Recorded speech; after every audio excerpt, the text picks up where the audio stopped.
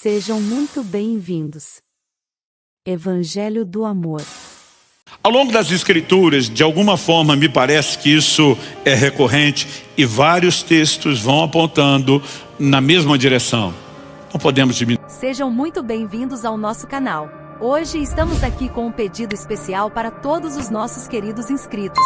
Se você ainda não faz parte da nossa família, não se esqueça de se inscrever para não perder nenhum conteúdo incrível que estamos preparando para vocês. A Deus. Seja na hora das exaltações ao Senhor que são registradas, sejam protestos do próprio Deus, exortações, nós vamos sempre na mesma direção. Salmo 145:3, grande é o Senhor e muito digno de ser louvado, sua grandeza é insondável. Entre tantos atributos, o tempo todo somos chamados a não só reconhecer que Ele é grande, mas que sua grandeza é imensurável, é além da capacidade. Deus o tempo todo está dizendo, não me limite, não me limite, não me limite. Expanda seus horizontes de fé e de crença a respeito de quem eu sou. Isaías 46, dos versos 5 a 10. Deus pergunta mais uma vez, com quem vocês vão me comparar? A quem eu seria igual? E que coisa semelhante confrontarão comigo?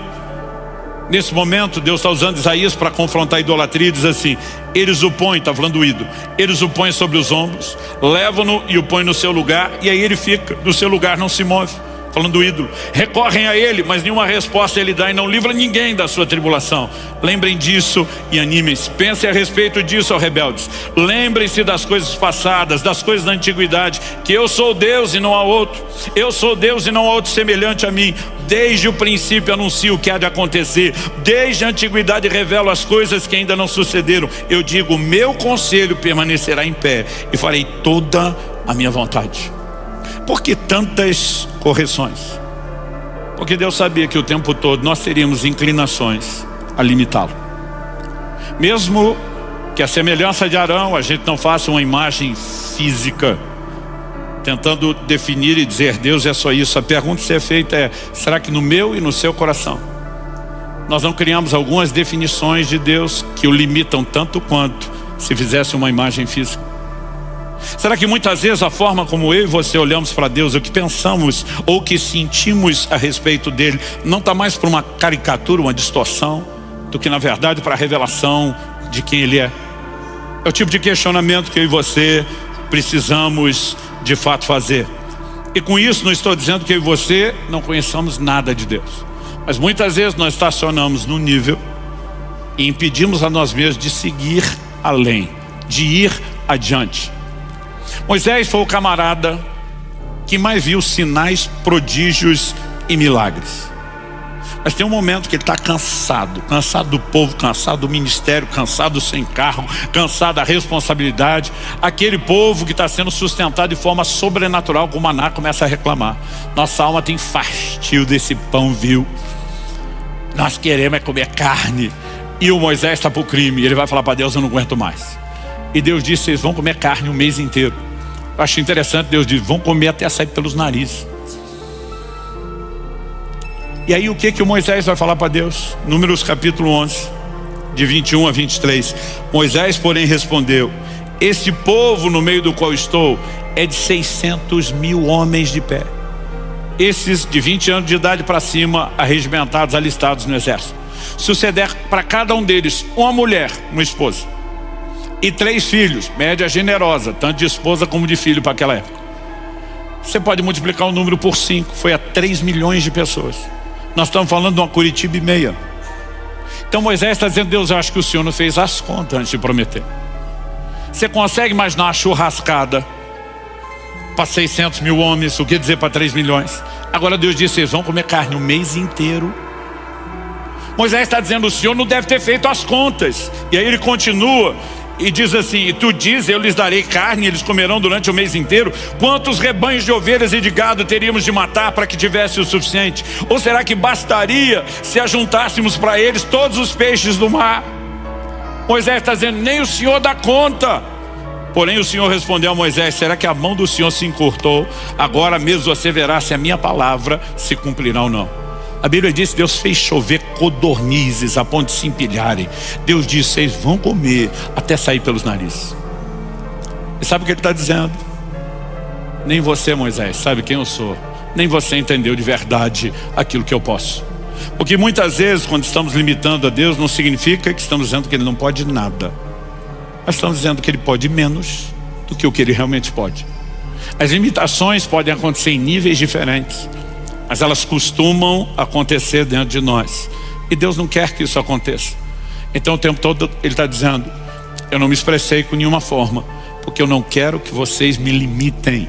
Eu sou maior do que a capacidade de qualquer coisa que vocês possam imaginar. Onde isso nos leva? Terceiro e último lugar. Primeiro, questionamos porque Ele não quis ser visto, não porque não tem a forma, mas porque Ele não quis aparecer.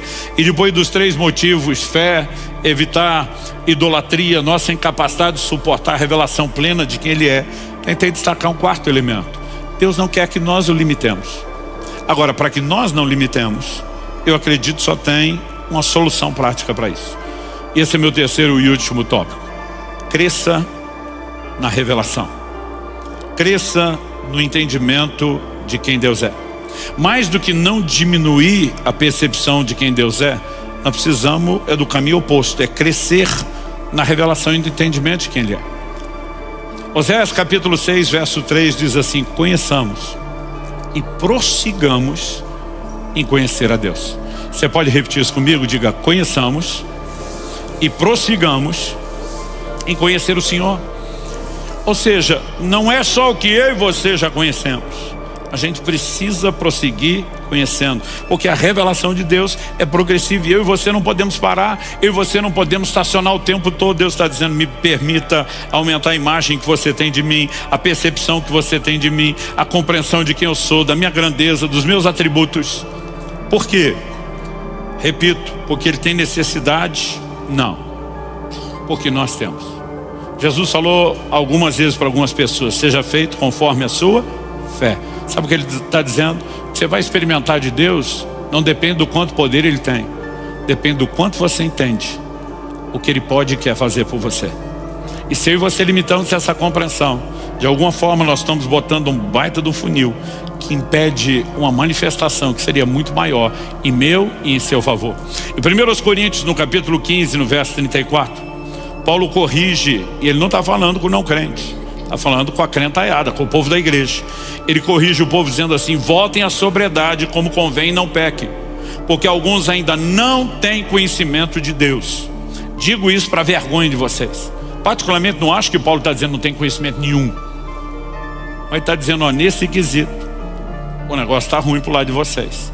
O conhecimento é mínimo e vocês estão limitando o que poderiam experimentar da parte de Deus.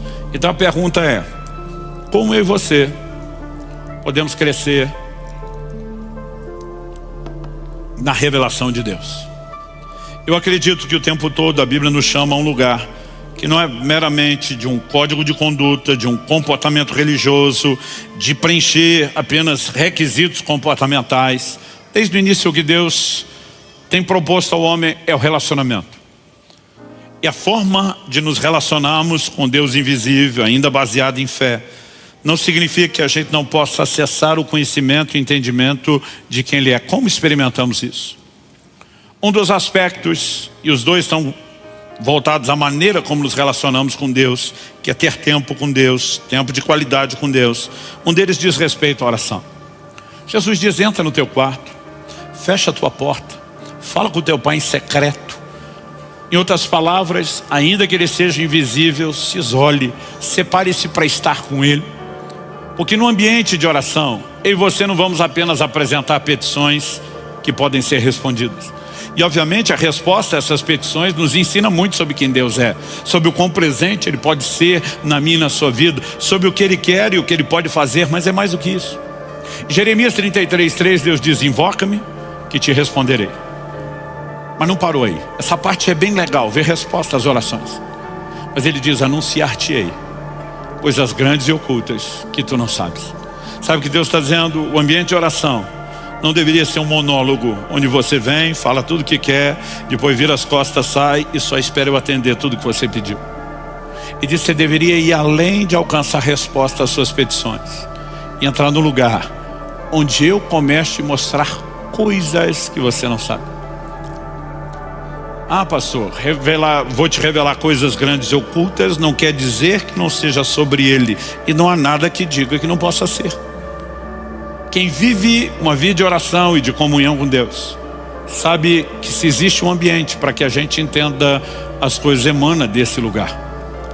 Agora, além da vida de oração, e daqui a pouco eu volto a falar sobre como isso turbina uma outra área, e você precisamos entender a importância de gastar tempo com a palavra de Deus.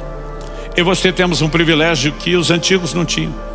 Ter nossas próprias cópias e versões da Bíblia para ler isso diariamente.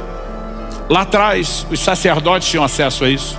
Deus ordena que o rei tivesse uma cópia do livro da lei para ler todos os dias, mas não era todo mundo que tinha o privilégio.